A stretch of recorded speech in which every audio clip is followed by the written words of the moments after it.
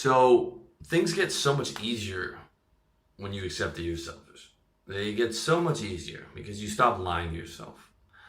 And you also start to accept other people's realities without being surprised by it. Okay? Being nice, helping people, being positive, all that stuff is good. It's all good. And I'm not telling you to become a scumbag. Okay? In fact, I'm telling you the opposite.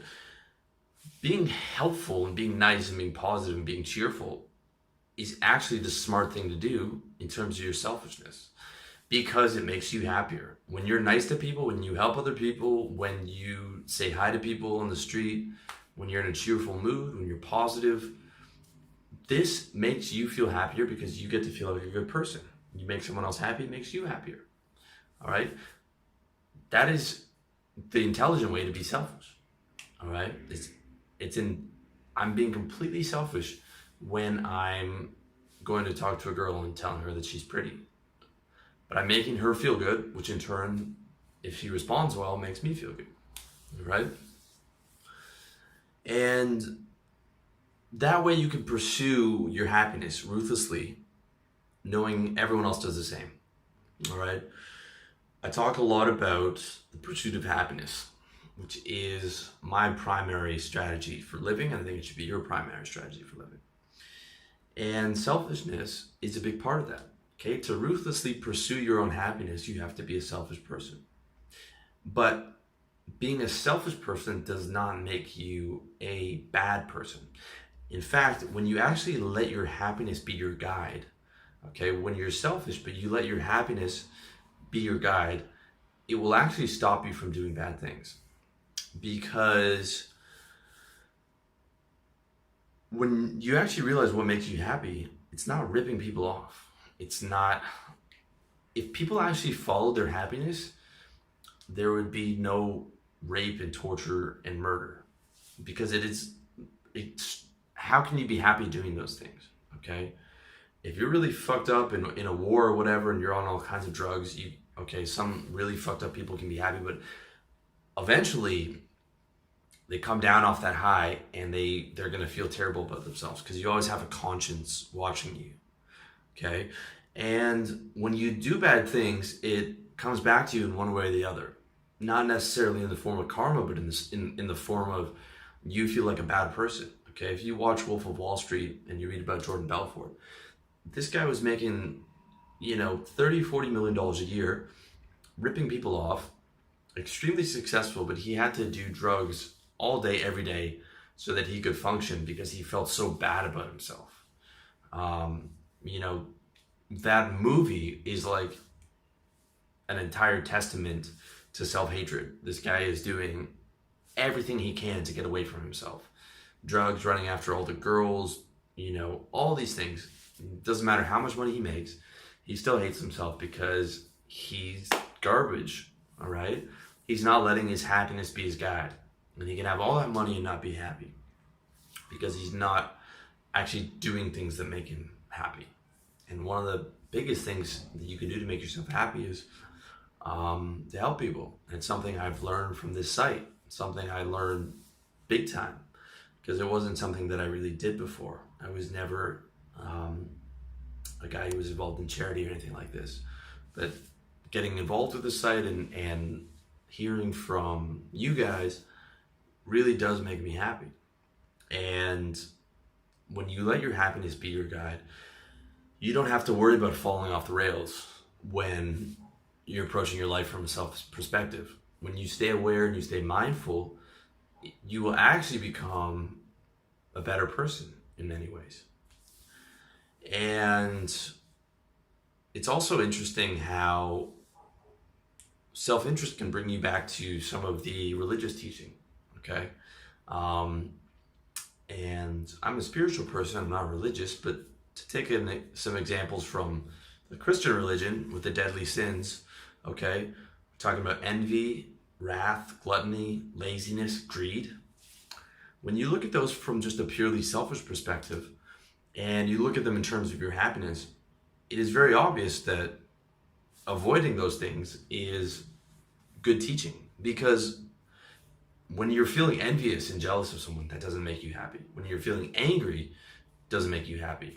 When you eat too much, you feel sluggish and you feel like shit. When you are lazy, you feel bad about yourself because you aren't achieving anything.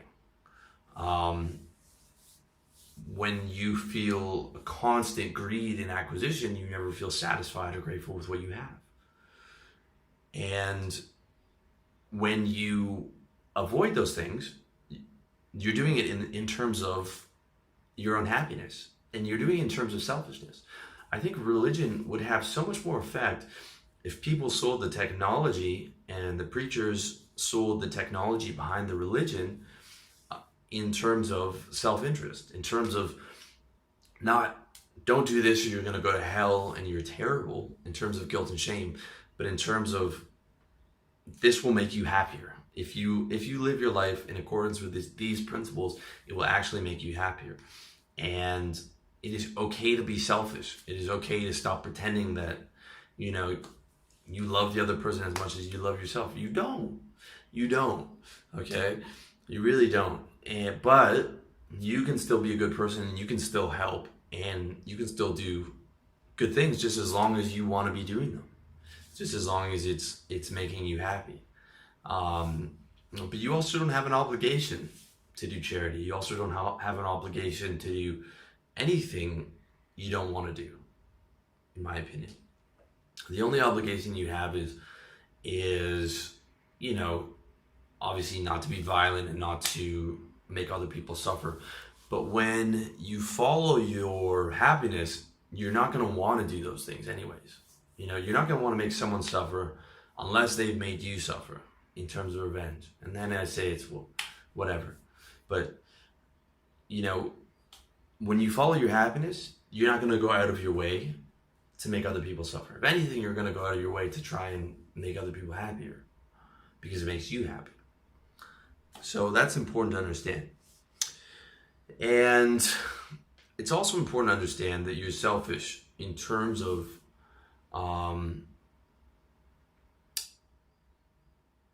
not deceiving yourself. It's very important in terms of living better, not pretending you're something you're not. I can talk a lot about high-minded ideals, and in some of the videos I do, but believe me, all those negative emotions come to me on a daily basis. All the ones I talked about: envy, wrath, gluttony, greed, all these different types of things. They come up all the time. I can be having a perfectly blissful meditation, and then I can walk out into traffic, and I can be thinking, this fucking cocksucker in my way, I'm going to kick him in the back of the head. I swear, that thought just comes out instantly. It's just instantly there. And when you're self-aware, you start to see how many of these thoughts you have and how many of these thoughts you censor out. Okay? But accepting those, accepting that you're angry because this person is in your way and you're selfish and he is slowing you down to get to where you want to be and it's hot outside, you just accept that as a part of you. You accept that as something that comes up, but you're not going to identify with that thought. You're going to remove it because it's not making you happy. You accept that it's there and you understand why it's there. And it's something that Jung, the famous psychiatrist, called the shadow self. And the more you accept that you're a selfish being, the more you can accept the shadow self, or the sort of negative impulses that you have, and you can understand them. And you can understand them without judgment. You can say, well, I'm selfish, and I get angry when people don't do things that I want, and I'm jealous, and I get greedy, and all these things. But I do my best not to dwell in those states because it affects my pursuit of happiness. And that gives you such a more balanced perspective on yourself and on reality than trying to pretend you're a goody two-shoes or something like that.